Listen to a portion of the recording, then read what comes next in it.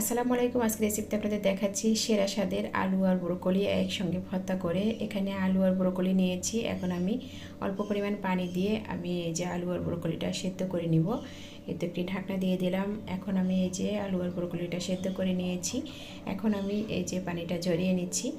এখন এই প্যানেই আমি সরিষার তেল দিয়ে দিলাম। এখন এই যে কয়েকটি শুকনো মরিচ আমি ভেজে নিচ্ছি। শুকনো মরিচগুলো ভাজা হয়ে গেছে, এখন আমি তুলে নিব। সেই সাথে আমি একটি পেঁয়াজ ভেজে নিব। পেঁয়াজটা হালকা করেই ভেজে নিচ্ছি। পেঁয়াজটা আমার ভেজে নেওয়া হয়ে গেছে। এখন এই যে পেঁয়াজ আর শুকনো মরিচ লবণ দিয়ে ভালো করে মাখিয়ে নিচ্ছি। তারপরে আলু আর ব্রোকলিটা এভাবে আমি ভর্তা করে নিচ্ছি। গরম গরম ভাতের সাথে এই ভর্তাটি খেতে অনেক মজার লাগে। এই তো মাখানো হয়ে গেছে। এখন আর একটু সরিষার তেল দিয়ে আমি মাখিয়ে নিচ্ছি। আপনারাও চাইলে এই ভর্তাটি করে খেয়ে দেখতে পারেন, খুবই মজাদার লাগবে। আশা করি রেসিপিটি সবার কাছে খুবই ভালো লেগেছে।